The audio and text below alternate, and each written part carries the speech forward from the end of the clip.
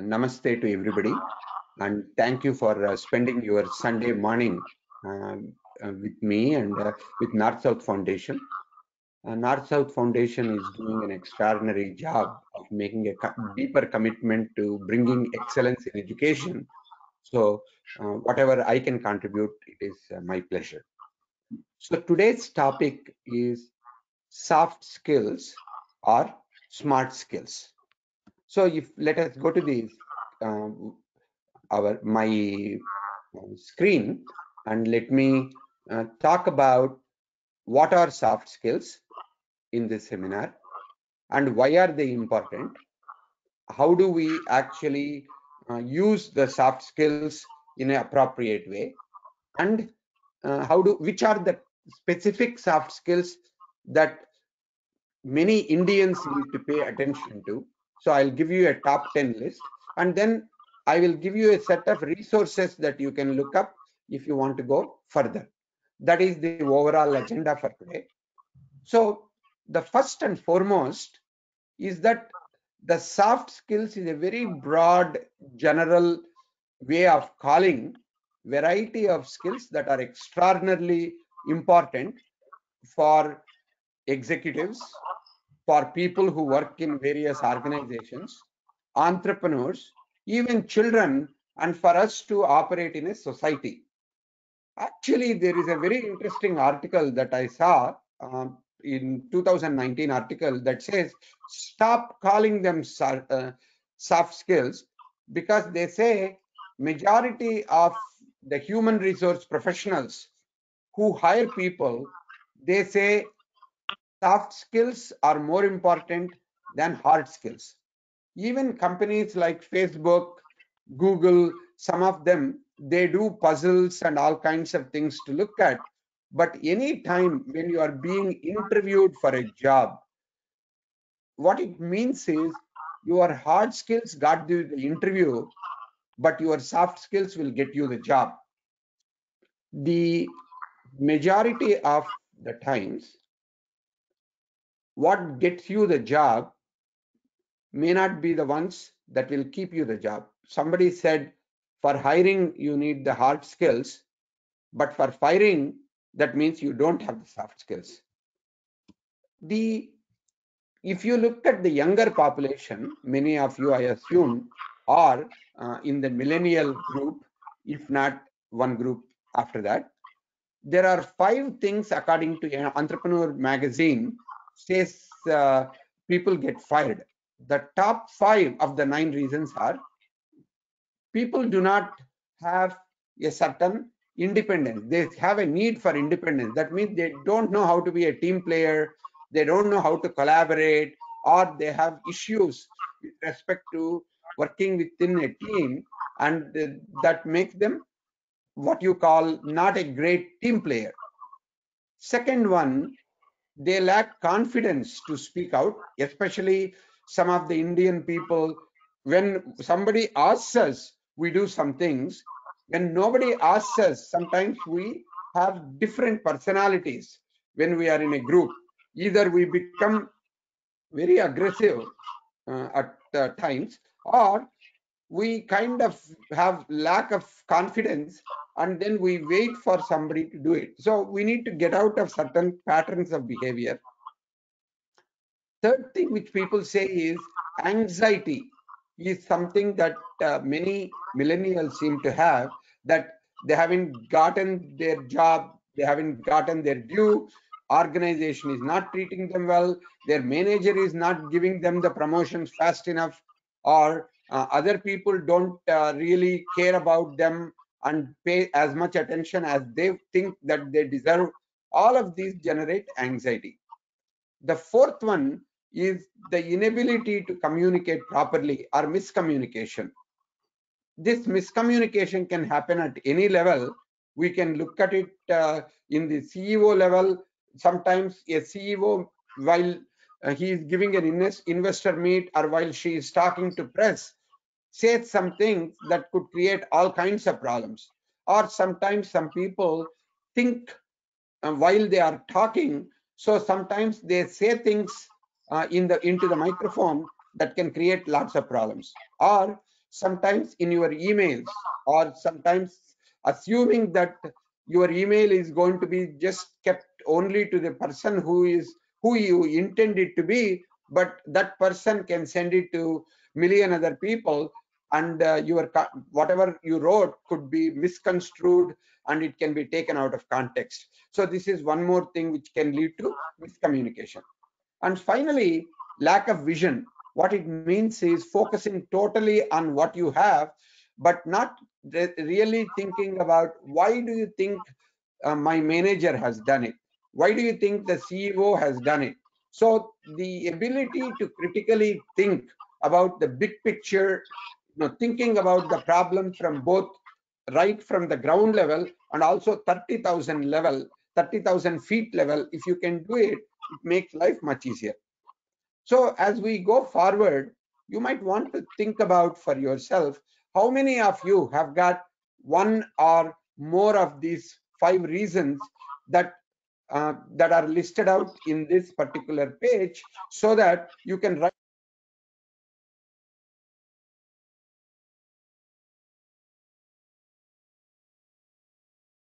to work on them to improve yourself later.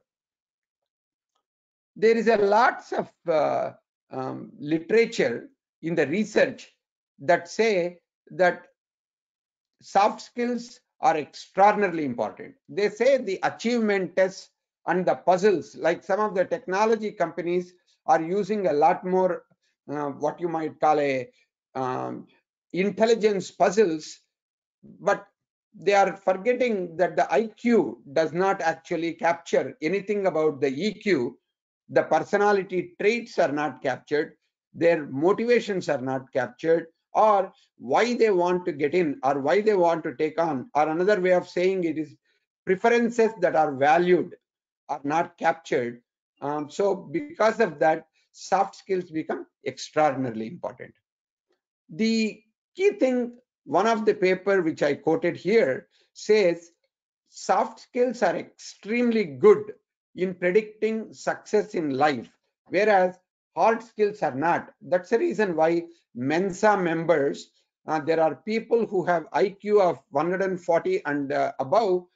If you look at the Mensa membership meeting, I attended a meeting where there were people who drive taxis, people who were bartenders, there were people who were doing pretty low level jobs, even though their IQs have been more than 140, 150.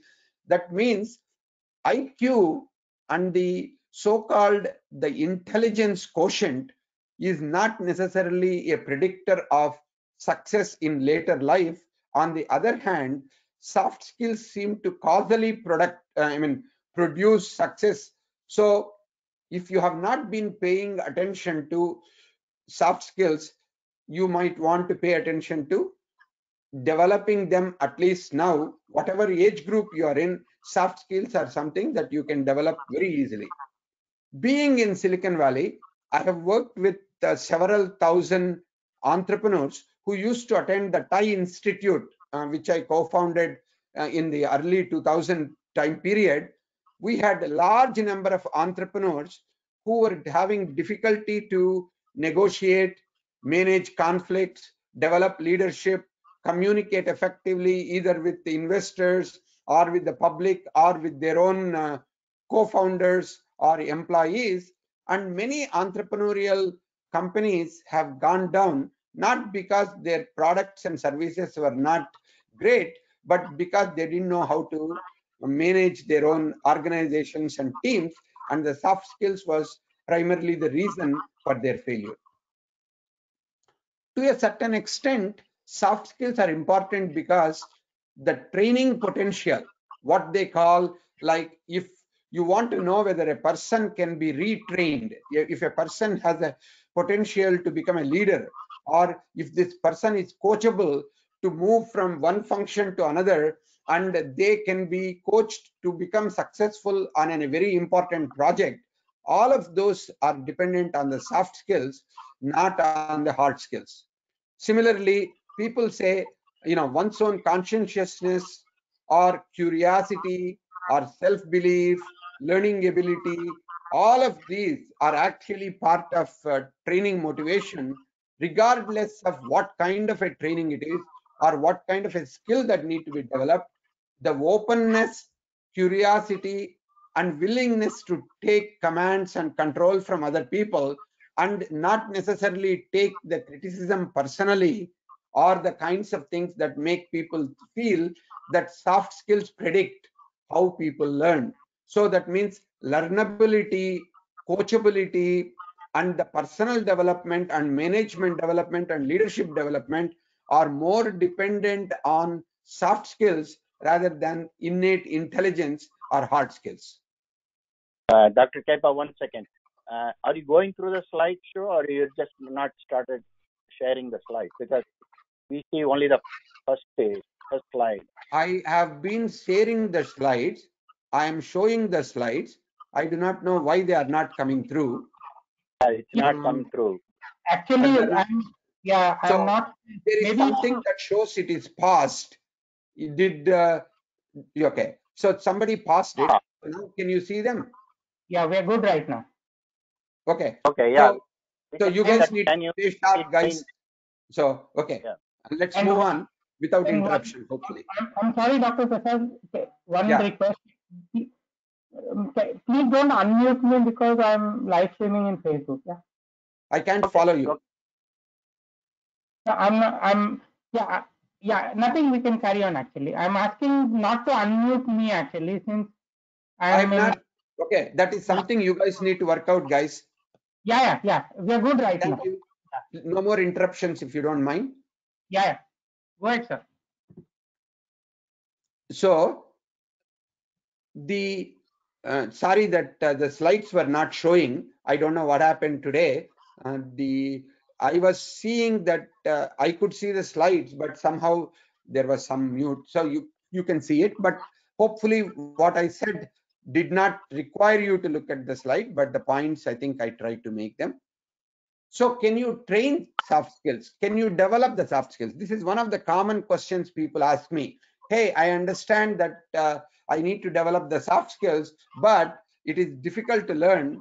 And what do I need to do? Do I need to get coached, or do I need to do training? Sales training, can it really work? Or leadership development? Lots of times people say leadership development doesn't produce results. What do I do? There are 4 things that people say that works very well. Number 1, if you use feedback mechanisms like 360-degree feedback, and if there is a person who knows what you are doing and how you are doing, and if that internal coach can actually talk to other people and they have access to your performance management, they have access to your manager, your team, and they can get a sense of how well you are doing, then their input becomes much more effective in what you call helping an individual to achieve success in their career and also make significant changes in their performance and behavior on a day-to-day basis. Because the external coach does not have access to all of these internal mechanisms and internal people, sometimes with external coaches, unless they are very highly motivated, unless they are at a very high level, like a CEO coaching or a senior executive coaching, sometimes the coaching requires a lot more internal coaches to work with the people. Similarly, people found out coaching is not just about certain soft skills like communication, presentation, and all of them. They found out emotional well-being and coping, and some of them are also something that can be coached. So the therapeutic approaches as well as the performance management improvement can be done through coaching. So many of the people think, hey, I don't need a coach, but you need to remember in games like even tennis, Roger Federer, who is a legend, but he still goes with a coach. Similarly, if you take any game, even at the highest level, people feel they need some kind of a coach who can look at them objectively and give them feedback, because sometimes our own arrogance, we think that we know and we believe in our own values and our own beliefs and our own assessment of self-performance, we actually hit the wall and we don't go beyond a certain point. The training in general, if you try to give a generic stuff, doesn't work. You need to do very focused training for boosting the communication skills or many of the other skills. And what is interesting is that the focused training, they found out, can also help people to develop empathy and compassion and creativity. Most times people used to think till about 5-10 years ago that you cannot train a person to be creative, you cannot train a person to develop compassion. It has to be an innate quality. Either people are already empathetic or not, compassionate or not. But research in the recent times have found that you can do focus training on these difficult to gain improvement areas as well. And finally, sales training is one of the things that is used quite a bit. Among the $350 billion training industry, majority of it is sales training. And they did find that the sales performance, customer engagement, customer relationships seem to improve quite a bit by sales training. The disappointment in terms of training soft skills primarily comes from leadership development.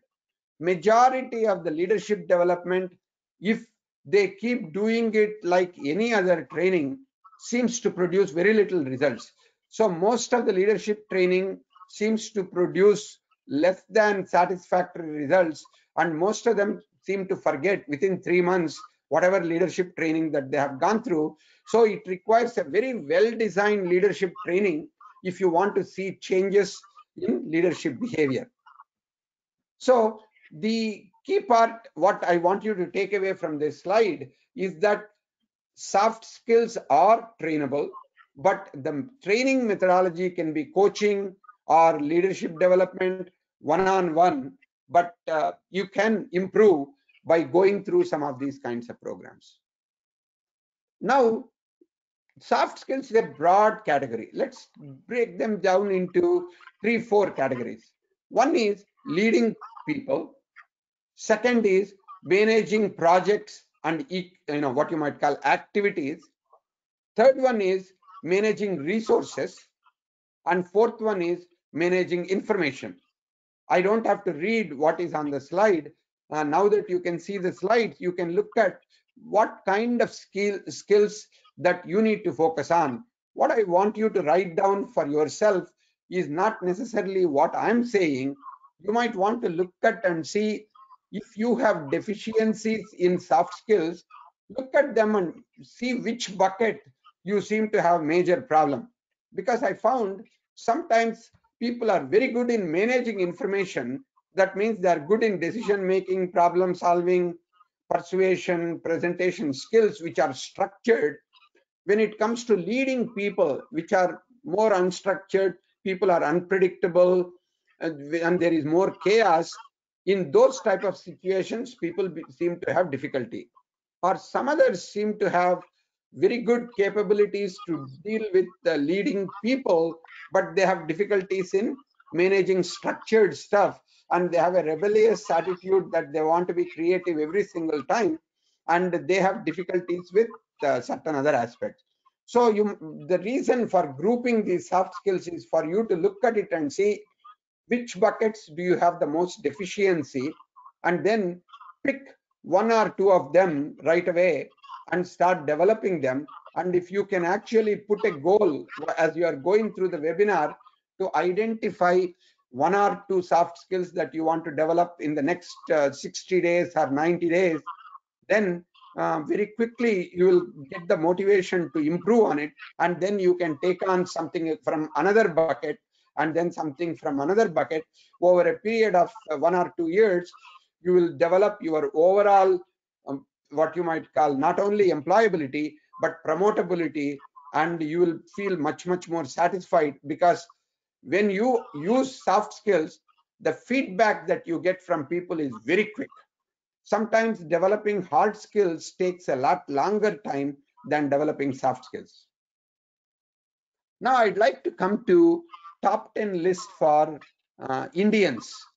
Of course, these are broadly true for other people as well. And you please remember, as I go through these slides, I'm not trying to say Indians are good or bad, or I'm not trying to point fingers at us and say Indian Americans have got so and so problems. But if you take your car to a repair shop, you don't. If the repair person says, you have kept the car really beautiful and the steering wheel is good, electrical system is good, and if he tries to give you an appreciative feedback on all the things you have done well in car, he will say, you'll get very impatient, say, tell me what I need to fix, tell me where I'm weak. Just like that, please listen to me. From that kind of a situation, I'm trying to identify what Indian Americans and Indians have to improve. So I'm not trying to say that these are the weak spots for Indians in general, but these are some things you need to pay special attention to. So like a top 10 list, I'm starting with the 10. Some of you might think this should be number 1, but actually I feel there are more things that are actually going to be surprising to you. So let me start with humility. Many times I found the Indian Americans, I have worked with a large number of IIT people in the Silicon Valley for past 35 years. I have worked with a large number of MBA students through Indian School of Business, through Indian Institute of Management, through INSEAD, through University of Southern California, and variety of business schools that I have taught, plus the entrepreneurs that I have come across through TIE and in the Silicon Valley, and people whom I mentor. We seem to go through 2 stages. One is either I know it all, I am arrogant, anything you try to tell them, they'll say, I know, I know. Many times when you say, I know, that means you are not open to learning in that area.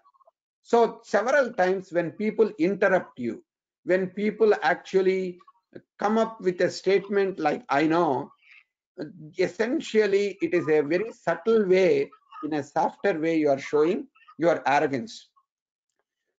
Some people are even more overt.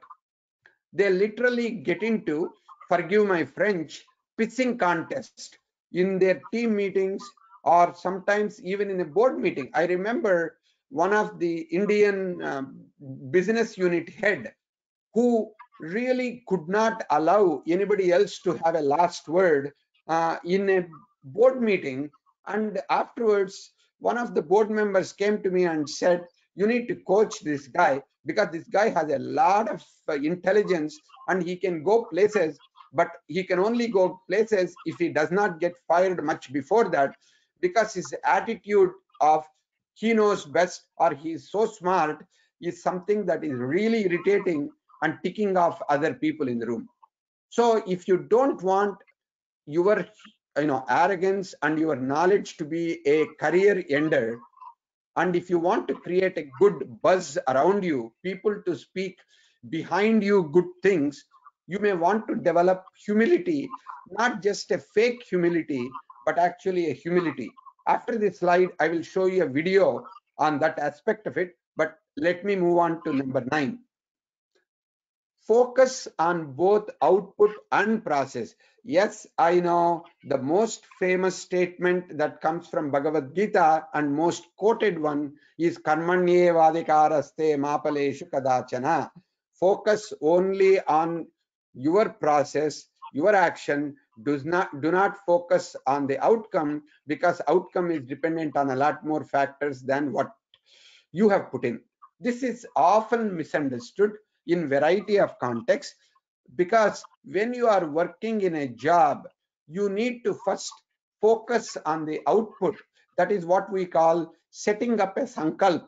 Even if you do a puja or even if you do something else, you create the reason why you are doing it, and you need to create a strategy around how to achieve that particular outcome. Once you have clear intention and once you clarified what the outcome is, what are the metrics by which you are going to measure the success, and you have identified the best process that you need to follow to reach that outcome. Once you do all that, then you let go of the focus on the outcome, focus on the process, and just make sure that other people are also focusing on the process. That will allow you to produce outcome. But if you only say, you know what, for example, many times if you talk to people, I have been working all night, on this particular project. You know what, whether you were working all night or you spent only 1 hour, majority of the Americans or majority of your bosses are interested in what outcome have you achieved. So if you focus on the input, which is your effort, doesn't necessarily excuse you for the output, which is your result. So many times people look for what outcomes and results have you produced, but explaining to them that you have worked really hard and really long hours is not going to be excusable. So you need to differentiate here, giving information versus knowledge.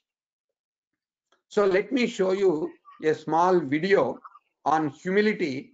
This is about 3 or 4 minutes long, and basically the point is that humility is core to any kind of leadership, whether you are an individual contributor, whether you are a kid in college, or whether you are an executive.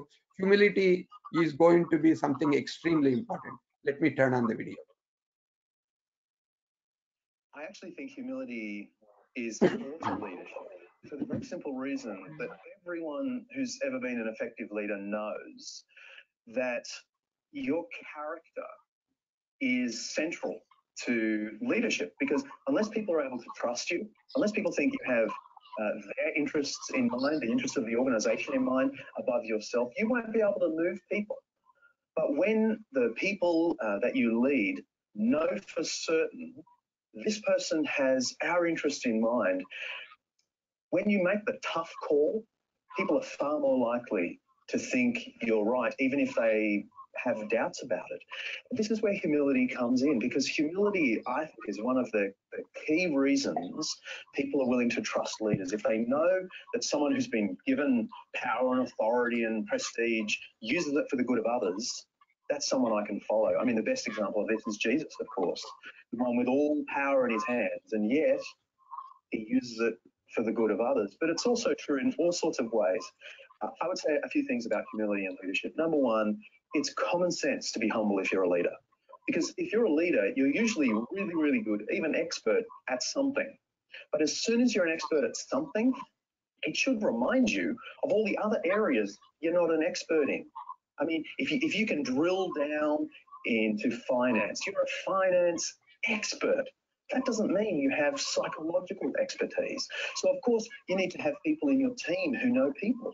And it's only common sense to sort of listen to the different skills that you have around you in your team. So a leader has to be humble for that reason. A leader has to be humble if he wants or she wants to persuade people.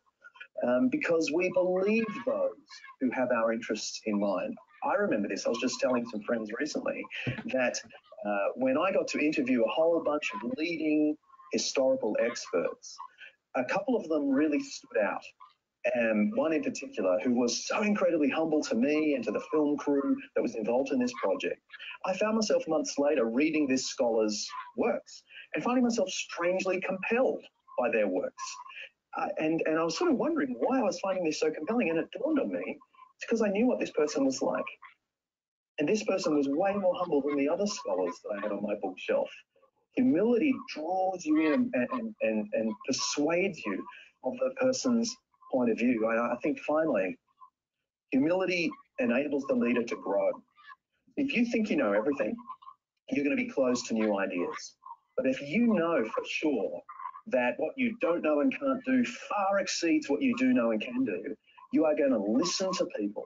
And this will plug the gaps in your own leadership style. So the humble leader will listen to criticism. The humble leader will listen to people in a different part of the company, way down the bottom of the pecking order, so to speak, because there's wisdom down there that can make up for my lack. Humility is the key, I think, to leadership. So, as you can see, he's bringing in a lot of different points. not just about humility, but connecting it to leadership and connecting it to some of the points that we have made.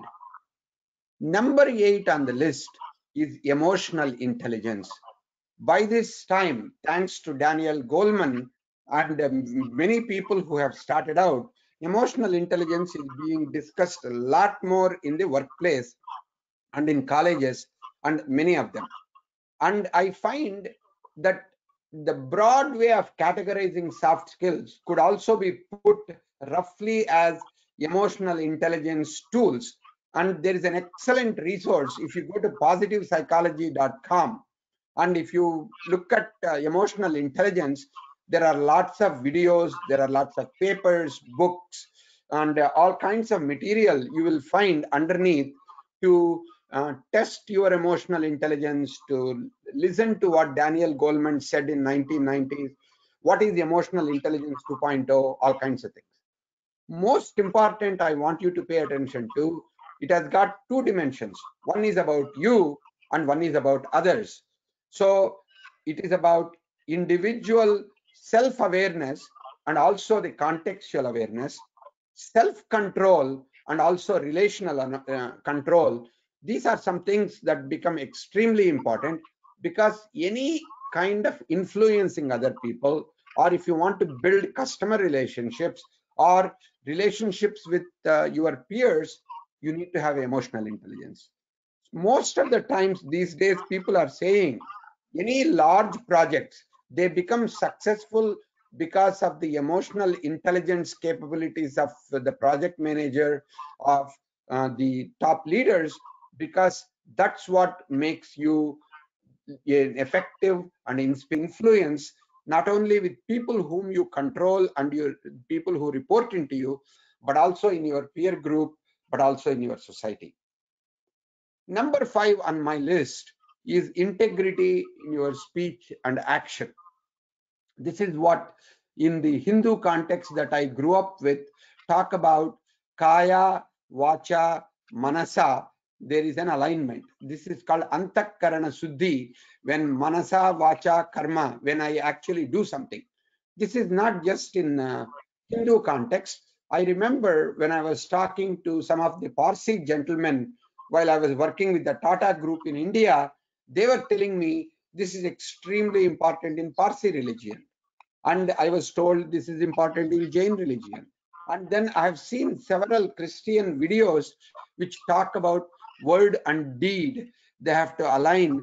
That is when the spirit flows through you. So you might want to pay attention to why people don't actually get influenced by you. If you are not able to get them to be, what you might call enthusiastic, if your people are not motivated to do things which you want them to do, whether that's a volunteer organization or whether it is a commercial organization, if you are not able to get the outcome that you want and the kind of work that you want from people below you, you might want to seriously look at your own self. There may be 3 reasons in which you are not able to have that influence. One is, what you say is very different from what you do, and you just don't even know that. And so people do what you do, and if what you say is consistent with what you do, then they will listen to you. For example, you can look at a variety of leaders on the television on a regular basis, whether they are political leaders, whether they are business leaders, or whether they are in the sitcoms. You will notice that people listen to the 93% of your communication, which is non-verbal, which is your facial expressions, tone of voice, and your body language. If your body language is speaking message and giving a message that is consistent with your words and tones and facial expressions, then chances are people will follow you. If it is not, it doesn't work. So there are 3 gaps I talk about in terms of developing integrity. One is credibility gap. Credibility gap is what I just said, between your words and action. Second one is what you think and feel and what you act upon. So that means in front of people in a boardroom, you may say some things, but I remember recently I was in a boardroom of a large company in East Coast, and when I talked in the meeting room, I was an observer and a coach for the executive team. And when they talked about deadlines, when they talked about who is in charge, what are the results we want to produce, everybody were nodding heads. But then I had to rush to the bathroom. When I was in the bathroom, I overhear three other comments saying, this is exactly what we talked about for 3 quarters. The head of marketing is never going to do this. A head of manufacturing will never fix the quality issues. And the salespeople keep saying yes, yes, yes, and they keep trying to get the bonuses, but they never do. And when I came out and said, if you are so sure that this quarter results are going to be just like the last quarter, which was quarter went under loss, the previous quarter, why don't you guys talk about it in the boardroom? They said, who will listen? And not only that, what you call my boss and my COO, they only want to listen from the people who are their supporters. And not only that, they just want to get it done. They don't understand when we tell that these are objections and these are the reasons why we can't do it. They will just say, you are raising the problem, now you take on the solution, you fix it, and we can't do it because some of the cronies don't listen to us. And so like this, you might have difficulty in your own organization. So you have to find a way how you show integrity in your actions so that you can be a role model. This is one of the extremely important things that we need to pay attention, whether you are a parent, whether you are working in North-South Foundation as a volunteer, or whether you are at work. The idea of matching your words, your thoughts, and your deeds, those are some things that will play a lot of important role. And I want to show you a video on this particular one right after I show something about the cultural sensitivity, because we are Indians either who are born here as second generation Indian Americans, or we are the first generation Indian Americans who came to United States, or Indians who are listening in India at this moment. It doesn't matter. We are working with global audience, and we are working with people from all around the world. So here is an example of how a woman, one particular first character in this video, goes to different countries, does all the things that made her successful in her job till then, but still fails to produce results. Without much ado, here is the video. Symbionts presents another Symbionts production, going global the hard way. Once upon a time, in a corporation far away, sat an up-and-coming young executive named Natasha. Natasha was head and shoulders above her peers because she was smart, efficient, productive, and persistent, qualities her bosses noticed and rewarded. Think about yourself. Natasha's new position, Vice President of Global Business Development, required that she bring in new business from her clients around the world. So she did a bit of hasty research, got a new passport, packed a bag, and jetted off. First stop, China. Natasha arrived on time. She remembered how to say hello in Chinese. Then she got down to business. She covered the agenda, kept the conversation on the business at hand, and finished on time. Mr. Han was impressed with Symbionts' numbers, but he did not give Natasha his business. What did she do wrong? Was it A, didn't speak enough Chinese, B, didn't bow deeply enough, C, give a boring presentation, or D, she ran a very efficient meeting, keeping to the business at hand? The answer is D. By the way, as you are listening to this presentation, you might want to think about what your answer is and then figure out why your answer is right or wrong, because this is not just a presentation about something. I'm trying to make a focused presentation here so that at the end of this 1.5 hours, you actually go away identifying some skills and some gaps that you can work on directly from tomorrow morning. Natasha's efficiency and talent for keeping everyone on task are assets in her meetings with American clients, but in China, it is customary to get to know one another, to build relationship and trust before doing business. And inefficient or not, you can't rush trust. Next stop, Japan. Natasha had a great meeting with Meiko Nakamura. At the end, Miss Nakamura presented Natasha with her business card. Natasha quickly tucked it into her briefcase and secretly celebrated her victory. But Miss Nakamura never called, and Natasha didn't get her business. What did Natasha do wrong?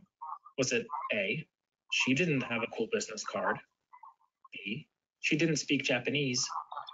C, she tucked Ms. Nakamura's business card into her briefcase? Or D, she wore a boring black suit? The answer is C. In Japan, business cards are presented and accepted with both hands. They are handled carefully with respect. Natasha inadvertently offended her would-be client by not treating the card gingerly, not studying it before putting it into her briefcase. By the way, you might want to think about, hey, what is the big deal about the business card? Are you telling me, these people are stupid enough not to give business because I didn't know how to deal with your business card, or I didn't go deeply enough, or I didn't do enough chit chat, which is inefficient and which is totally wasted? Do you remember a few years ago, when Al Gore was a vice president, he talked about, a particular kind of a dance.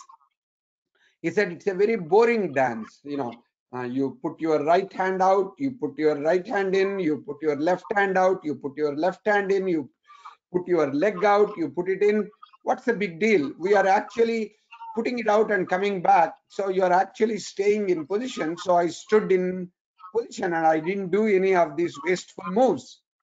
But the key point is, the dance is not about producing a result from A to B, but it is about creating a relationship where you are part of their dance, and so that you invite them to join your dance.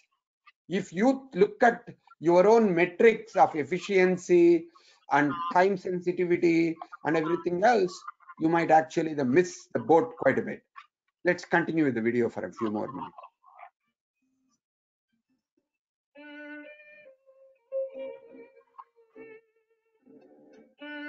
In Argentina, Natasha's meeting went so well that CEO Simon Ruiz invited Natasha to his home for dinner.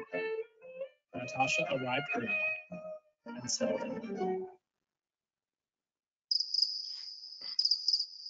in. Finally, the others arrived. Natasha enjoyed her evening, but she didn't get Mr. Ruiz's business. What did Natasha do wrong? Was it A, she arrived early? B, she drank too much wine?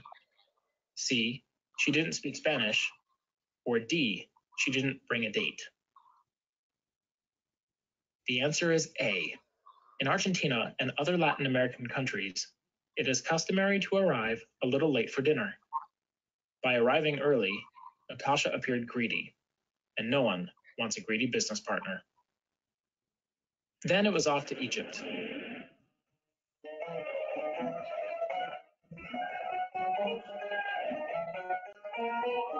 Natasha offered her left hand to shake, and the meeting was over before it got started. What did she do wrong? Was it A, she didn't speak the language? B, she offered her left hand to shake? C, she wore a conservative black suit? Or D, none of the above? The answer is B. In Egypt and other Muslim countries, Shaking hands with your left hand is considered unclean. Natasha's final stop was India. She remembered everyone's name and title. She engaged them in conversation about the Bombay Stock Exchange. And then she gave her best pitch yet. But no matter what she said, the Indian team just shook their heads. Natasha felt dejected, but won his business. In this case, no meant yes, because in India, it's customary to shake your head from side to side to show agreement. Natasha's hosts agreed with everything Natasha said, and she won the business. Exhausted, Natasha was happy to fly home.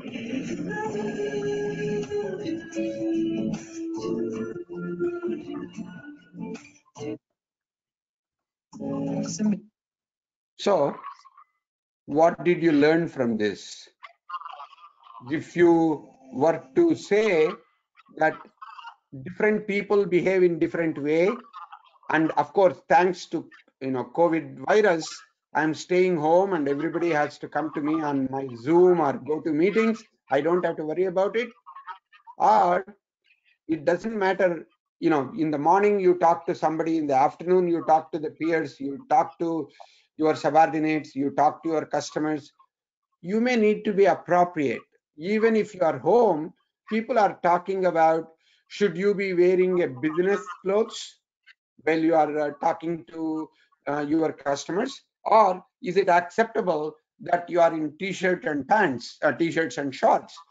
Or because we cannot go out to get our grooming, I haven't had a haircut for 2 months, and I'm sure that is a situation for some of you also.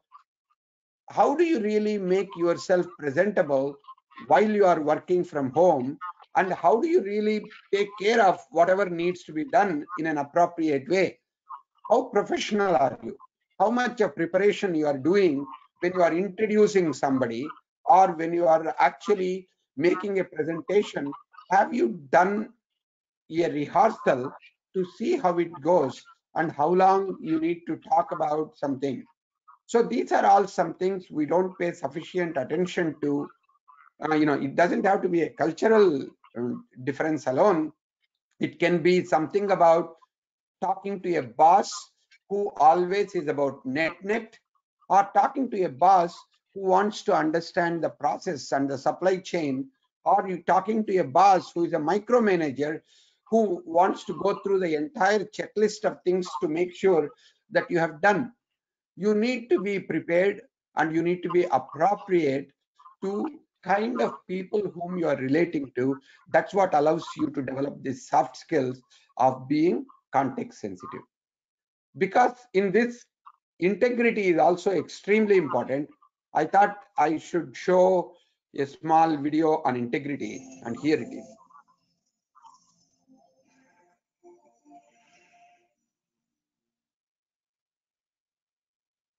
Hi, I'm Mary Morrissey, author of 2 best-selling books, No Less Than Greatness and Building Your Field of Dreams, which became a PBS special. I'm also the founder of Life Mastery Institute. Mahatma Gandhi once said, happiness is when what you think, what you say, and what you do are in harmony. When what you think, what you say, and what you do are in harmony. So what does this mean? Well, you don't get to not think. At any given time, you're having thoughts. You're speaking words throughout the day, and you're taking actions throughout the day. When we're thinking one thing, saying something else, and actually doing something else, we start to feel a rattle inside ourselves. No one else may ever notice, but probably they will. But over time, we feel more and more disconnected from our own life. We learn not to even trust ourselves. We begin to feel a bit suspicious, not only about ourselves, but about other people. It creates a smaller and smaller and smaller life inside ourselves. So when you want to have more aliveness, when you want to have more freedom, when you want to feel better about yourself, when you want to feel better in your own skin, one of the places to start is by looking for increasing our own integrity. And the way to do that is take a look at the agreements you have made. Look at the agreements I've made, including an agreement so seemingly little as I'm going to clean out the garage. but I don't clean out the garage. I'm going to clean out the garage, but I don't clean out the garage. We tell ourselves, I'm going to clean out the garage, but I'm not cleaning out the garage. And pretty soon, every time I walk past the garage, I feel this shrinking inside myself, like, oh, there's that garage again. One of the things that you can do is take a look right now and write down all the agreements that you have on your plate that you've made, and then decide either to keep that agreement, discard that agreement, renegotiate that agreement. Just say, you know what, I know I said I was going to come and help you move, but let me tell you it's just not going to work out. I'm not going to be able to help you move, and I'm sorry, but clean it up so that you can live in integrity with yourself. What I did with the garage, when I had this garage agreement that was bothering me a few years ago, and every time I went past the garage, I would go, oh, I haven't done the garage. I renegotiated. I took a good look one day at my garage. I took a good look at my calendar. I said, I am actually not going to do that garage probably. And then I put a date on the calendar. And then I kept the date with myself. Now, that's a seemingly really small little thing, but the energy that it cleared up in me the minute I renegotiated that agreement with myself, I no longer let myself feel bad for not keeping an agreement that I wasn't going to keep. I just renegotiated it. Now, there are traditions on our planet where once a year, look at all our contracts is part of the tradition, a spiritual tradition for keeping clean with ourselves and our community. So what are the agreements that you have made? When you do what you say you're going to do, you have integrity. And if you find that you commit to things that you don't follow through on, the first step is just to acknowledge that and then do your best to clean it up. Going forward, be mindful of your words. Your words are powerful. When you commit to something, have a clear intention that you're going to make good on it.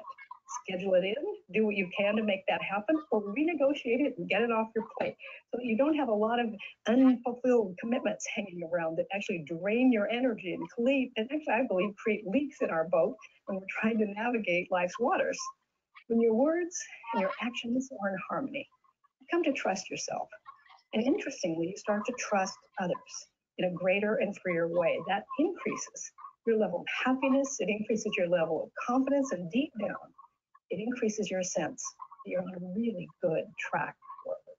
So for more tips on how to create a life that you truly love living, click to download a free copy of the ebook, Stronger Than Circumstances, 3 proven methods for overcoming fear, limitation, and procrastination in achieving your dreams.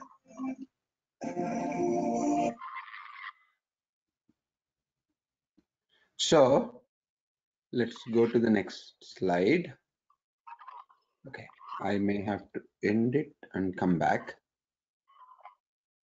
All right. So we have only like 4 left, and I'll quickly move through them. Extremely important. That's why it has come to number 4 on my list. Pay attention.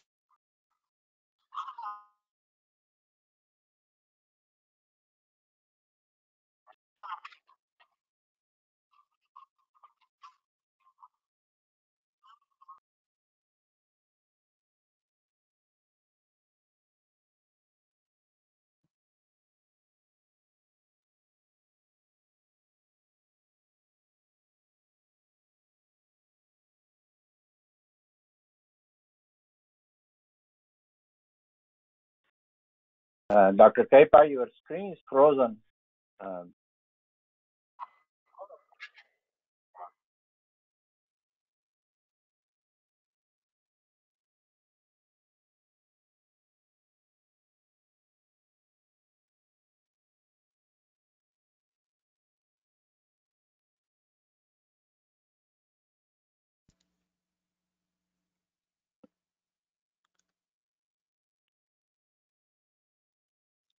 Dr. Kaipa, can you hear?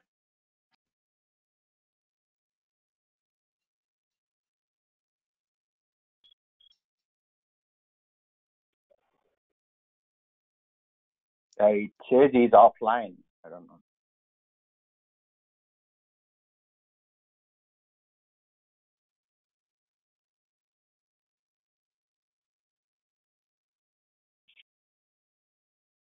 Just hang on. Let's this technical issue.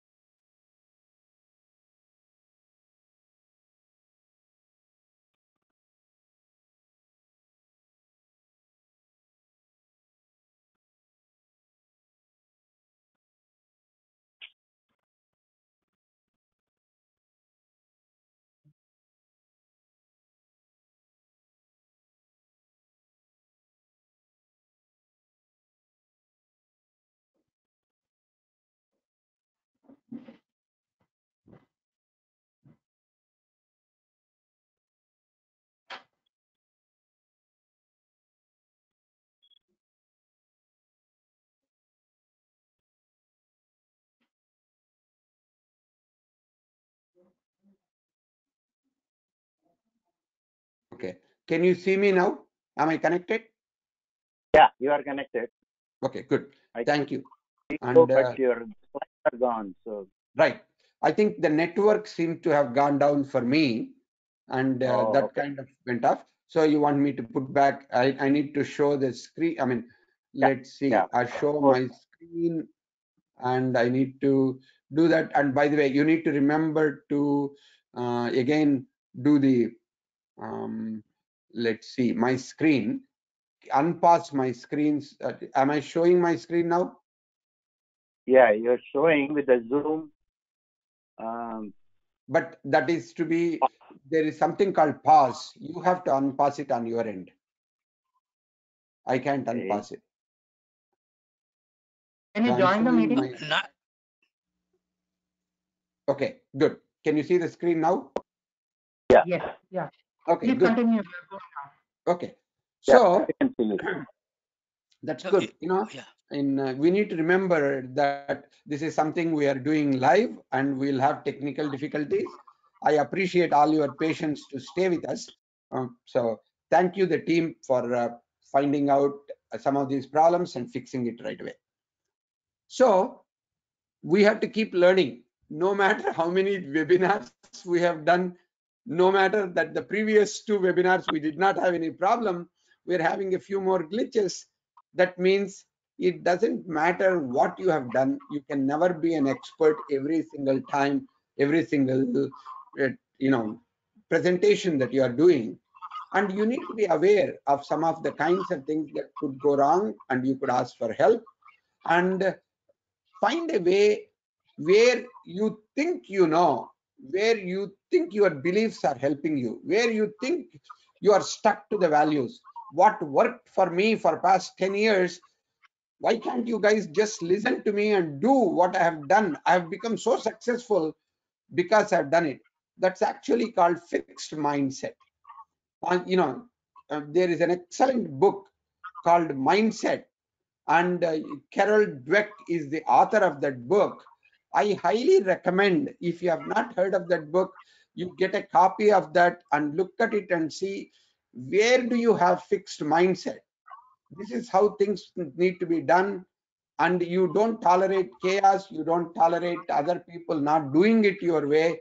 And what you are showing is you are unable to learn and you are unable to tolerate chaos while other people are learning.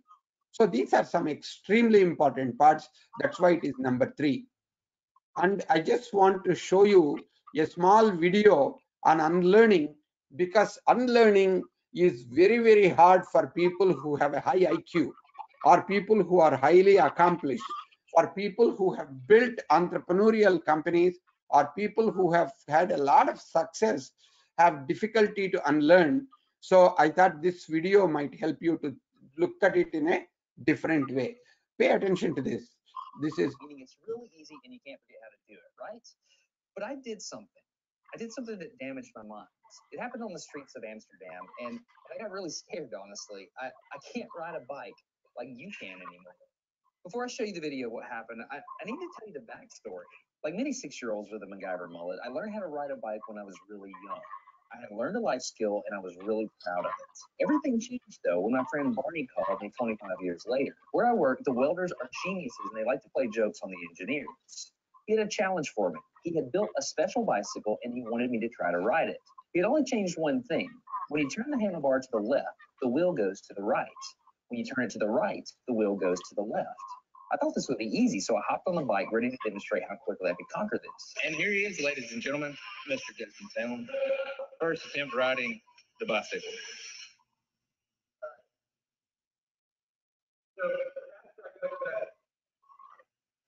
Yeah. I couldn't do it. You can see that I'm laughing, but I'm actually really frustrated. In this moment, I had a really deep revelation. My thinking was in a rut. This bike revealed a very deep truth to me.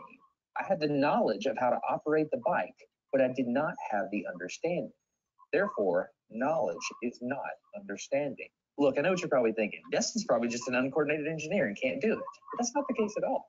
The algorithm that's associated with riding a bike in your brain is just that complicated. Think about it. Downwards force on the pedals, leaning your whole body, pulling and pushing the handlebars, gyroscopic precession in the wheels. Every single force is part of this algorithm. And if you change any one part, it affects the entire control system. I do not make definitive statements that often, but I'm telling you right now, you cannot ride this bicycle. You might think you can, but you can't. I know this because I'm often asked to speak at universities and conferences, and I take the bike with me. It's always the same. People think they're going to try some trick or they're just going to power through it. It doesn't work. Your brain cannot handle this. For instance, this guy, I offered him $200 just to ride this bike 10 feet across the stage. Everybody thought he could do it. No, you didn't understand. You didn't understand. So, this. All right, so, whenever you're ready, yeah. Now you have to keep your feet on. Dude, all right, let's see it again.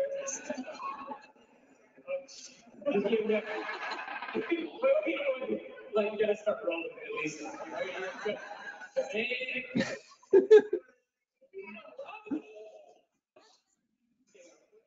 Keep your feet on the pedal.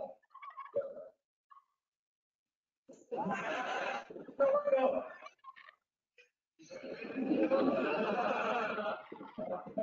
Keep your feet on the pedal. Yeah.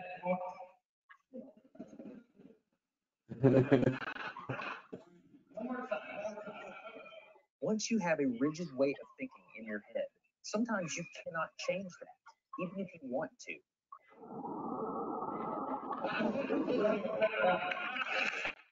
Here's what I did. It was a personal challenge. I stayed out here in this driveway and I practiced about 5 minutes every day. My neighbors made fun of me. I had many wrecks, but after 8 months, this happened. One day I couldn't ride the bike and the next day I could. It was like I could feel some kind of pathway in my brain that was now unlocked. It was really weird though. It's like there's this trail in my brain, but if I wasn't paying close enough attention to it, my brain would easily lose that neural path and jump back onto the old road it was more familiar with. Any small distractions at all, like a cell phone ringing in my pocket, would instantly throw my brain back to the old control algorithm and I would wreck, but at least I could ride it. My son is the closest person to me genetically, and he's been riding a normal bike for 3 years. That's over half his life. I wanted to know how long it would take him to learn how to ride a backwards bike, so I told him if he learned how to ride a backwards bike, he could go with me to Australia and meet a real astronaut. Are you going to give up? Go ahead. This is how it starts. Look at this. This is such a big deal. Get up, you got it. Did you see his brain get it? So he, in how many weeks have we been doing this? 2 weeks? In 2 weeks, he did something that took me 8 months to do, which demonstrates that a child has more neuroplasticity, am I even saying that right, than an adult. It's clear from this experiment that children have a much more plastic brain than adults. That's why the best time to learn a language is when you're a young child. All right, today's bike vlog. I can ride smooth, I can ride fast. I'm thinking the experiment is over. Okay, now I'm in Amsterdam, a city that has more bicycles than people. The question is, can I ride a normal bike now? I mean, I've spent all this time unlearning how to ride a bike. If I go back and try to ride a normal one, will my brain mess up? So I've tweeted a Smarter Everyday meetup, if you will, and I'm going to see if somebody brings a bicycle, and I'm going to try to ride a normal bike. It's backwards, it's backwards. This was one of the most frustrating moments of my life. I had ridden a normal bike since I was 6, but in this moment, I couldn't do it anymore. I had set out to prove that I could free my brain from a cognitive bias. But at this point, I'm pretty sure that all I've proved is that I can only redesignate the bias. So what you're not seeing is just a group of people here looking at me, looking at the strange American that can't ride a bike because they think I'm dumb. But I'm actually 2 levels deep into this because I've learned and unlearned. All right. After 20 minutes of making a fool out of myself, suddenly my brain clicked back into the old algorithm. I can't explain it, but it happened in a very specific moment.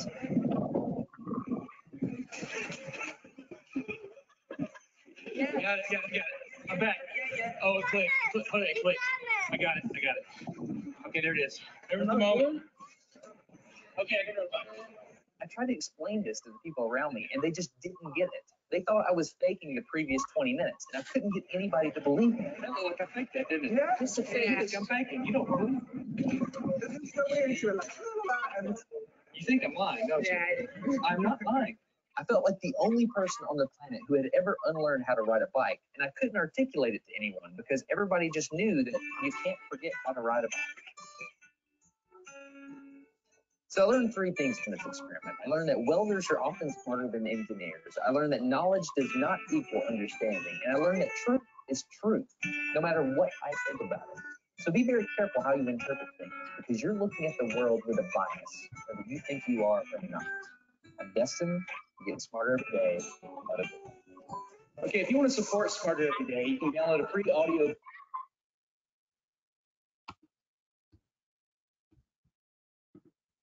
Hey, it's me, Destin. Okay, sorry. Let me see. I may need to end the show and get out. So we have just 2 more left. What are the top 2 on my list? Number 1, expertise does not translate easily. When you are an expert in one thing, does not mean you are expert in everything. And this is something that becomes an issue. Yes. By the way, my video is paused. Can you please make sure that it is not paused? So you can get back to the slides, please. Okay. So expert does not. The slides. My slides. We cannot see. Yeah.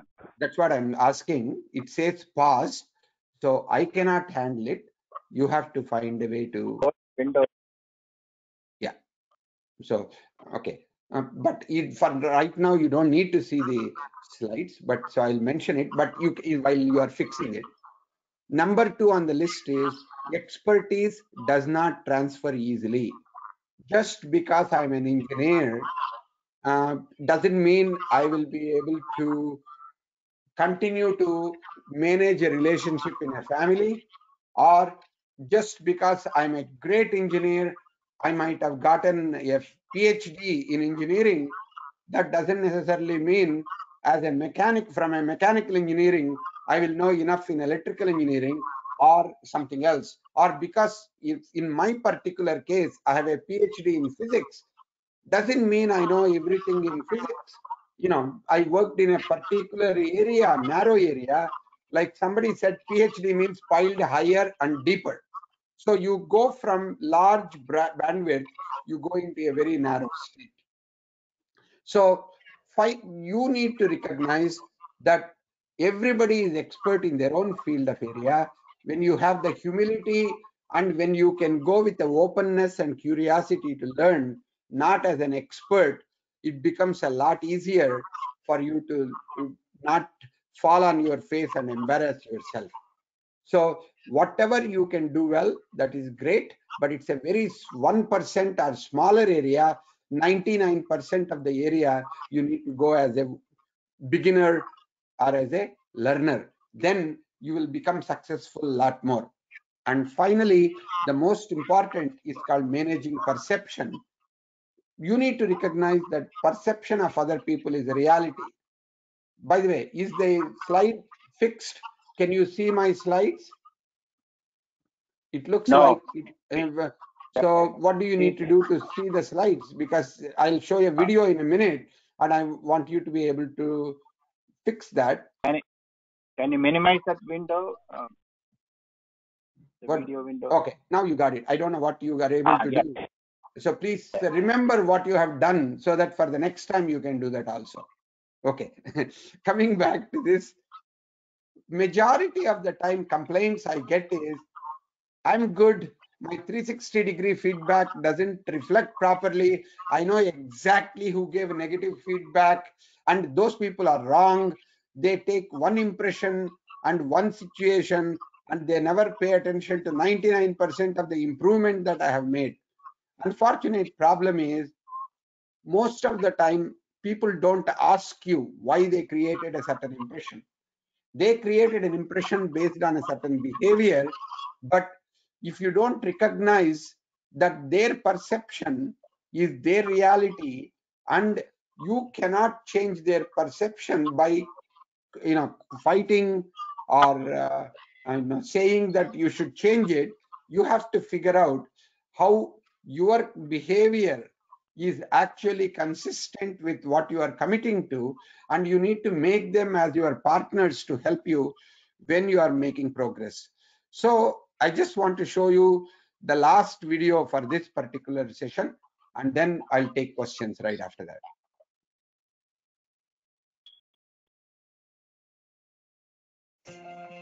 Marshall Goldsmith is a friend, and I really respect some of his thinking. Listen to this. He's actually putting on his coaching hat.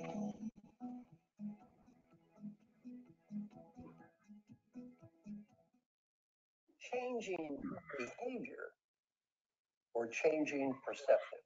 I'm often asked the question, do people really change their behavior, or are they merely perceived as changing because they do that follow-up?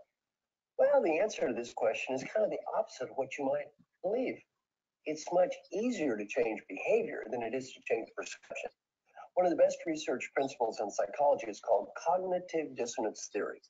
Cognitive dissonance theory, what does that mean? Well, we all see people in a manner that's consistent with our previous stereotype. We all see what we think is there. We don't necessarily see what's there. We see what we think is there. Let me give you an example. Let's imagine that I think you're a bad listener. Well, once I have that stereotype, I'm going to look for a bad listener in whatever you say and do until I find a bad listener. Let me give you an even simpler example. Let us imagine your problem is you make too many destructive comments about other people. I picked that because it sounds so simple. You think that's easy to fix, just quit doing it. Not so simple. I'm your coworker. You go 7 months and never make a destructive comment about anyone. 7 months later, you say, stupid SOBs in finance, idiot bean counters. How do we get anything done in this company? It's run by a bunch of stupid accountants. I hear you. My first reaction is never changed. Situation B, you talk to me. I'm your coworker. You say, coworker Marshall, I want to do a great job of being a good team player, not make destructive comments. Give me ideas to help me in the future. I don't believe you're going to change. I don't believe you're going to change. Everyone I coach, you know what I teach them? If you practice this good stuff when you start out, you know what's going to happen? Well, your coworkers are probably just going to laugh at you behind your back. They don't believe you're going to change. And I always say, if you practice these good techniques at home, our family members won't laugh at us behind our back. They're just going to laugh in your face. Well, nobody thinks we're going to change. What happens, though, 2 months later when I do the follow-up and I say, you know, Mr. Coworker, it's been 2 months. I said I want to be a great team player, not make destructive comments. Based on the last 2 months, give me ideas for the next 2 months. Now what happens? The coworker goes, you're doing a good job. Keep it up. It's been 4 months. It's been 4 months. Good job. Keep it up. It's been 6 months. You know, to be honest, I didn't think you'd change at all. It's been 6 months. You worked very hard. I'm proud of you. Keep it up. 7 months later, stupid SOBs in finance, idiot bean counters. The coworker says, you know, you shouldn't have said that. You went 7 months without doing that. You say, you're right, I'm going to apologize. Situation A, did behavior change? Yes. Did perception change? No. Situation B, did behavior change? Yes. Did perception change? Yes. In leadership, it doesn't matter what we say. It only matters what people hear. And we all see what we think is there. One final little example. Next time you see a Roman numeral watch or clock, I'm going to ask you 2 questions. What does the 10 look like? And what's the 4 look like? Almost everyone says that 10, of course, is an X and 4 is an IV. Look closely at the Roman numeral watch or clock. 98% of the time, the 4 is not an IV. It's 4 eyes. And almost nobody that owns the clock and looks at it every day can see what's there. Why? We don't see what's there. We see what we think is supposed to be there.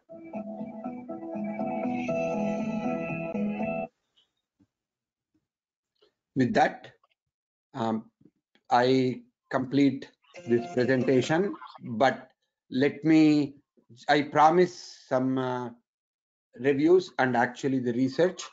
So there are a set of principles I have given it, but if you go download this article, Art of Accomplishment, there are 2 versions. You will be able to make whichever you want, one with Sanskrit quotes and a basis for where I got this, another one just what you need to do.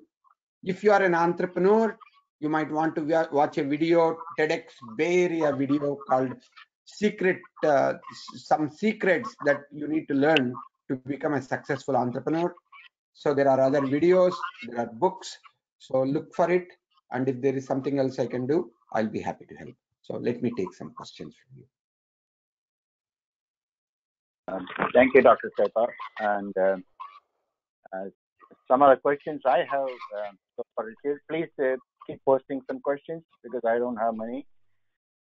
The first one is, I'm a woman in a leadership role. I have men reporting to me who are much elder and much experienced than myself. How can I gain their trust and let me know women are also good and compassionate leaders? So Indians do not believe in women leadership, hence the challenge. I think it is an extremely important question. There are two things which we said in the top 10 list. One is managing perception. That is also going to be an extremely important. Second one is, which we also talked about, experts. They think with the age comes expertise. Sometimes men have to be there to be guiding the women because they may not know. They are playing in men's world, so they need a lot of guidance. So like that, there are multiple items which I listed in the top 10 list might actually play a role. What do you need to do? One thing which you may want to do is you may want to go ask for a one-on-one conversation with various people and sit down and say, I understand that I have an uphill battle, but I would like you to be my mentor. If you can tell me 3 things I should pay attention to for me to make an impact, for me to learn what I need to learn, and for me to produce the kind of results that you want me to produce, what do you suggest I should do? And I'm going to write it down and I'm going to try to follow them. And if you have permission, whenever you feel like I'm not following them, please take me aside and help me to remember that. And I'm going to use you as a mirror to do that. Similarly, you might want to set up such agreement with 2, 3, 4 different people. So then what you are doing is you are actually having them mentor you, and they are not going to look at what you are doing wrong, but they are actually going to look at what are the improvements that you are making. Like Marshall Goldsmith just mentioned in his video, if you can look at other people who look different, who think different, who are from a different culture, to create a relationship or a partnership ahead of time, saying, I don't know how to come across appropriate in your culture. Can you guide me? And if I make a mistake, I'm a manager and you are working for me in a larger group. If I'm making some stupid mistake ahead of time, can we identify some signals? You say something like that, or you say something like that, or you give me some feedback to let me know I should continue or not continue or what I should do. So creating this kind of relationship requires vulnerability. You should be willing to be vulnerable and honest. And if you can do that, chances are that you will succeed much before you think it will take on, and also you will go much beyond your own expectations. Thank you. The next question is, how should Indian immigrants deal with the racial discrimination in career and other aspects of daily life in this country? See, anywhere you go, you will have discrimination. If you are in India, there may be discrimination between South Indian or a North Indian, or if you are, in Delhi, you may have discrimination about a Bihari, or if you are in a particular state, you may have discrimination about your caste or your position or your role. There are a variety of places you will have variety of discriminations, just like you are in United States and you may have some people, majority of them have a lot of respect, but some people might still discriminate people with a bindi or people with a brown skin. The most important part is not to get reactivated and not to put everybody, all Americans, in the same box. And also, second thing is not to feel like a victim, but recognize that when somebody is treating you differently, it is not because of who you are, because they are not even seeing you. They are only seeing their own stereotype of an Indian, and whether it's an Indian woman, Indian man, or an IT professional, whatever.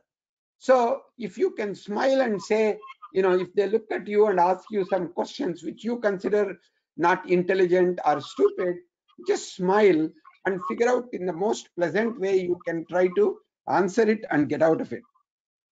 Because if you take on the big war saying, I need to change their perceptions, not only you are going to be unsuccessful, but you are actually going to lose time in doing whatever is important for you to do, and that will be waste of your effort. So my sense is, first, acceptance. Recognize you cannot manage perceptions. You can only try to figure out a way what reactions you need to do. If you can keep them in mind, you can keep moving forward irrespective of what other people think.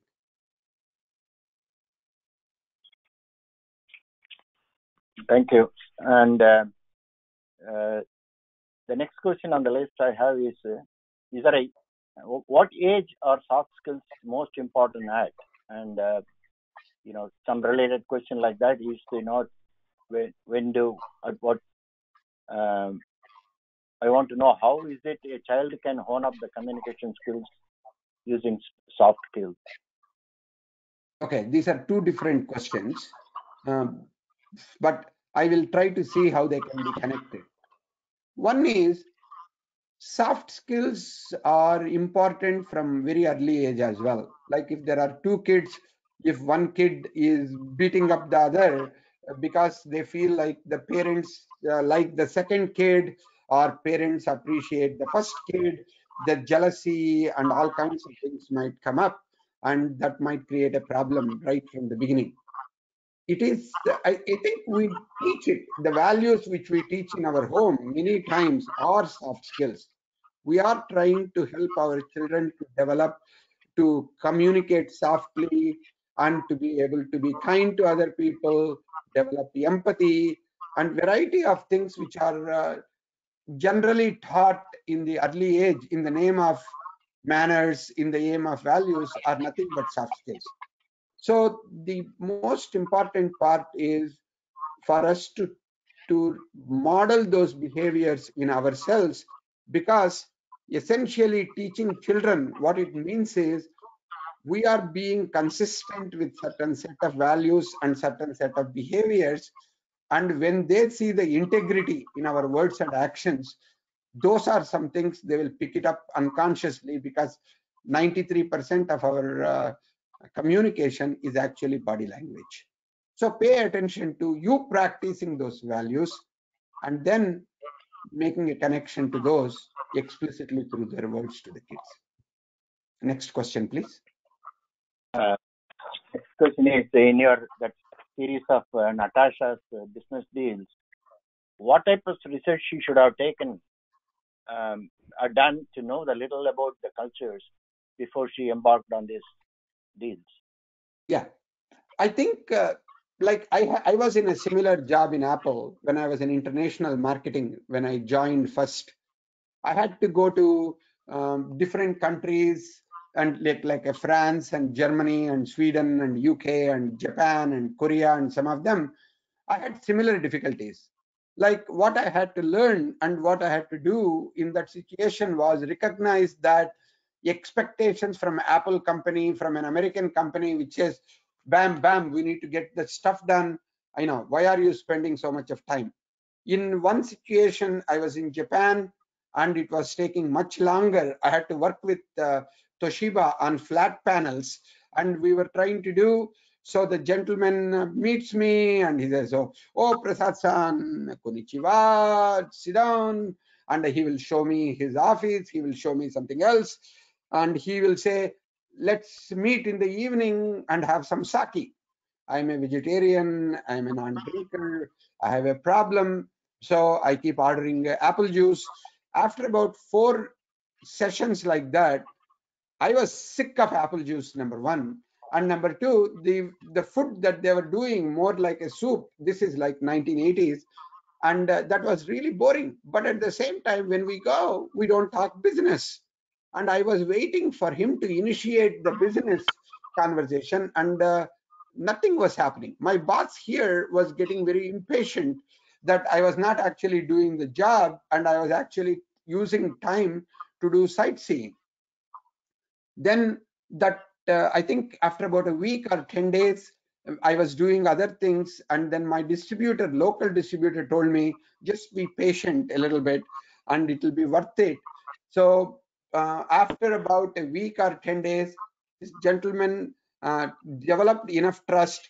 He had asked me to go to his apartment, and we had a tea ceremony, and at that time he says, Prasad-san, what can I do for you? Then I said, this is what we are looking for. He said he will try his best. So even though in the next few months he changed his jobs, he was doing something completely different, but he made sure the person who replaced him followed through, and then we had a successful relationship in that particular situation. So what it means is, like Natasha, you can't read a book and look at it. You need to have a context sensitivity. You need to have a partner, a mentor. Don't look at yourself as an expert because you are a vice president of business development. Make sure you have if you go to Argentina, you have your Argentina local person guiding you about what is the appropriate behavior before, during, and after. So if you can have somebody who is a partner who may be at 3 levels below you, but if you can be curious and open and receptive to learn from them and take off your expert hat and put on your beginner's hat, chances of success become significantly more.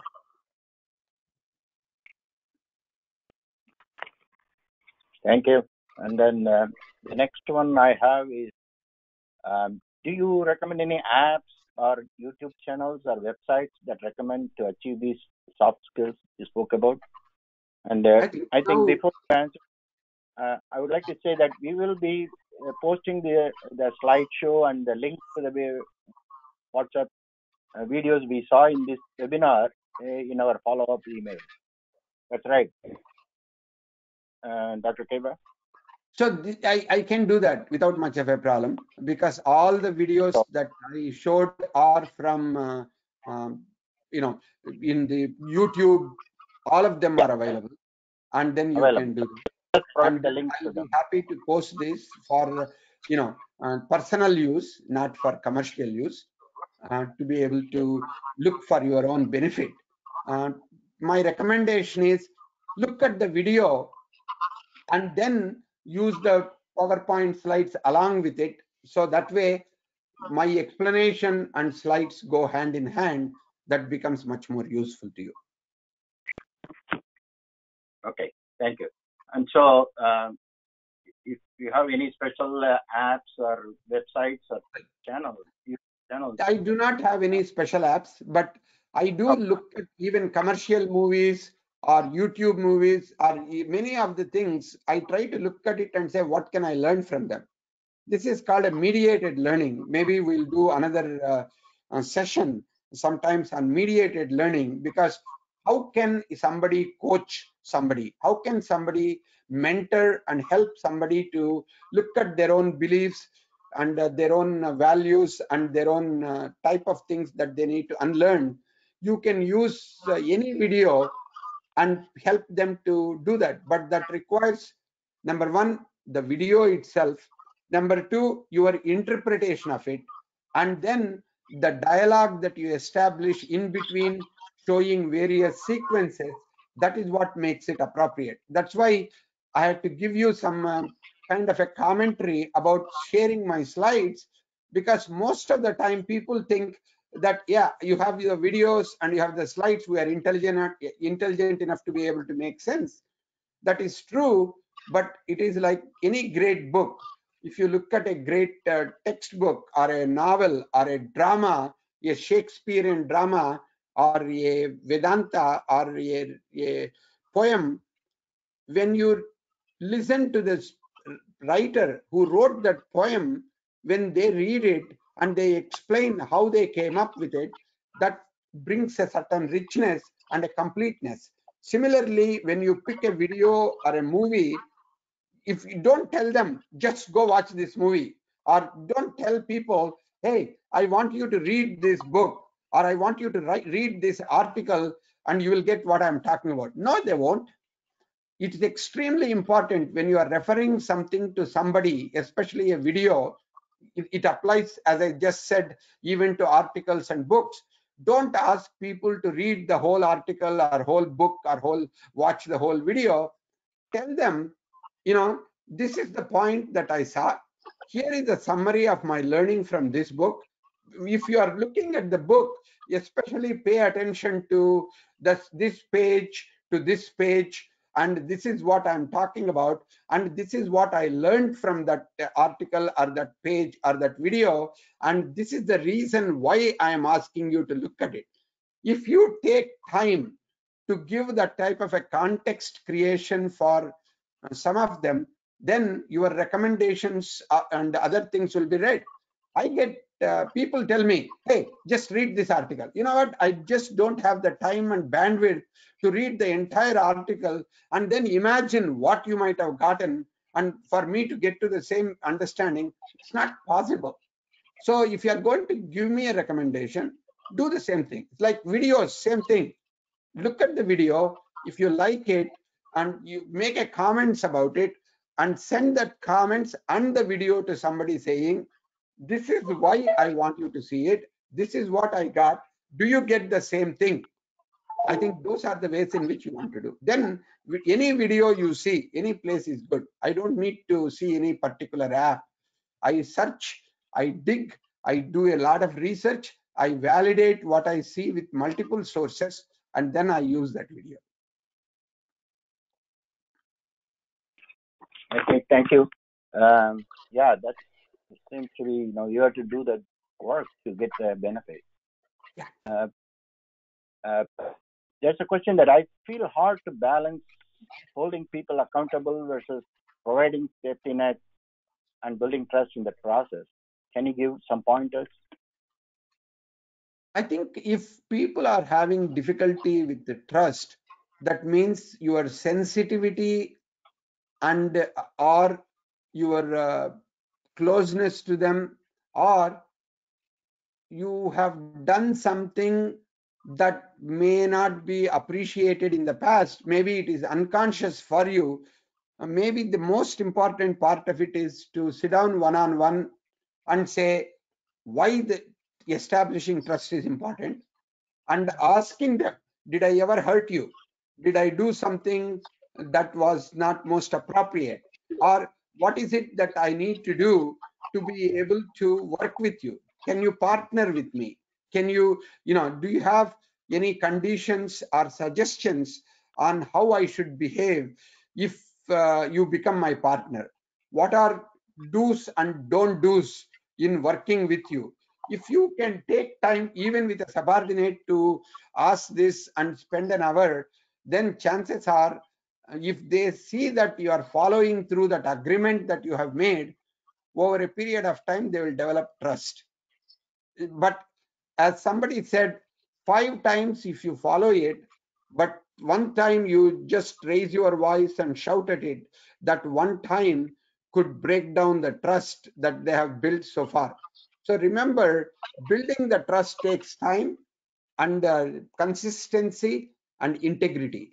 If you remember that, chances are over a period of time, you might have trusted relationships. There are a few questions about how the children, middle school kid or the high school kid, can hone up the soft skills, and whatever specifically is asking. I'm interested in leadership and was vice president of my school student council. What are the soft skill I should focus on in building that? I cannot give you specifically, but let me take this and then we'll make one last question after that. We'll stop after that. The most important part when you are in school, when you are, you are trying to develop certain leadership skills, there are 3 things which may be very important. To be a good leader, you need to be a good follower. This is something which most people don't hear and most people have no awareness. If you are going to lead somebody, you need to ask 3 questions. First of all, what is it that I lead myself? Why should they listen to me? Why should I be their leader? And why should somebody else in the team not be a leader? What is it that I'm bringing that other people don't bring? Number 3, where is it that other people can lead and I'm going to be a willing follower? If you can answer these 3 questions, then it becomes easier for you to lead somebody. Because if you don't have the leadership self-awareness, then everything they say, you will take it as critical, or you will get upset about it, or you will become arrogant about it. So you need to have enough self-awareness to see when people are saying just to pump you up, just to make you feel good, but they really don't mean. If you don't have self-awareness, everything that people praise you, you will take it. For example, I know some political leaders, whom you see on a regular basis on television, who actually appeal for that kind of an approval. And they think only people who say yes to them, and not necessarily people who kind of differ from them, might actually create certain positivity. So that means at that situation, your leadership becomes questionable to even your close followers, because people have to keep on saying yes, yes, yes. Then you will only have a yes man, and you are neither a leader nor you are going to be a good manager to take it anywhere. So first is self-awareness. Second is knowing other people who are leaders. Third is being willingness to be a follower to other people.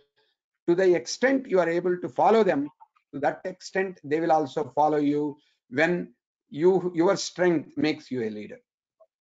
Okay, last question we can take. Yeah, last question, and it's coming from the Facebook Live. Okay. It asks, how do we mentor or help to bring one and their ability out, and particularly when he or she is lazy and not doing things? One thing which I learned is no matter who they are, how much you love somebody, they may be your children, they may be your spouse, they may be your sibling, they may be your best friend. Nobody can change other people. So I tried, especially being a professor and a coach, I tried to do this with my own family, with my own children, with my own siblings, with my own close people. I found out I cannot teach or coach or develop anybody unless and until they are willing to learn from you. There is a very powerful Upanishadic story about Uddalaka and Swetaketu in Chandogya Upanishad. He said that there was a great teacher called Uddalaka who had students coming in from all over the world to learn from him. And then his own kid, Swetaketu, even at the age of 7 or 8 or 9, he was happily running around, holding on to his mom's sari and eating ladus and spending time playing on the playground, not coming to school, not coming to the Gurukul, not coming to the father to learn anything. And at the age 9, Uddalaka goes to his son and he says, Swetaketu, in our family, nobody ever remained uneducated at the age 9. See, Swetaketu was not dumb or anything. He just didn't have his intention, focus. His multiple intelligences did not include logico-mathematical. He didn't expect to sit down in a classroom to learn. But now that his father said it seriously, he recognized the importance of it. He said, okay, father, from tomorrow I'll come to class. Then the father said, no, you won't, because you are not allowed in this academy. You need to go find some other teacher. Son was saying, wait a minute, you are a good teacher.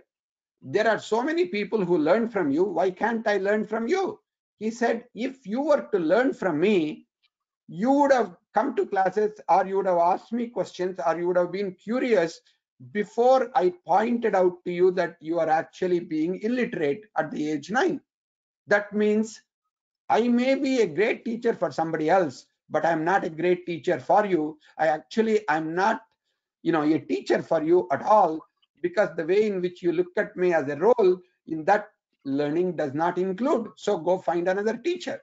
Go find another teacher whom you are willing to put as a teacher from whom you can learn, and then learn from that. There is a lot more that goes on in the story. There is a lot more very interesting stuff. When the father does become a teacher, is when the student actually comes back from the Gurukul, he stood like a pillar with lots of arrogance, with very little humility, saying, okay, I completed my education. I was the best student. My teacher told me that, he wants me to go establish my own Gurukul. So I'm here. That kind of an arrogance that he portrayed. So the teacher understood, the father understood, he is a teacher of extraordinary kind, not because he doesn't understand what the student is going through, even if the student is his son. So he basically said to Swetaketu, he said, my son, have you learned that learning of which anything that is unknown becomes known, unseen becomes seen, unheard becomes heard? Swetaketu just kind of said, oh, Dad, my teacher doesn't know that. Swetaketu, the father didn't fall for it. Father said, wait a minute. Instead of saying, I don't know, you are telling me my teacher doesn't know. How can you say that your teacher doesn't know? He said, but father, I'm his favorite student. He told me that I'm the best student he had. He would have taught me if he were to know this.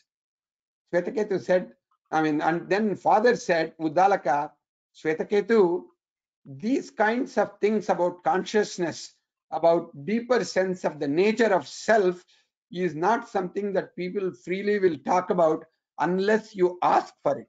This is called Atma Vidya, and this Vidya is also called Marma Vidya. This is secret. So unless and until you ask specifically to learn these kinds of knowledge, this is something that will not be taught. Did you ask your teacher about it? Then Swetaketu was caught, and he worried that the father will send him for another 12 years to teacher. But for the first time, he realized his father is a great teacher, and he is actually creating a teachable moment for him. And at that time, he became humble, and then he fell at the father's feet and said, Father, it looks like you know that. Will you please teach me? Then father understood that for the first time I can teach my child, and actually we can create a different relationship than a father-child into a teacher thought, and then he teaches him whatever he needs to learn about the nature of self and about consciousness.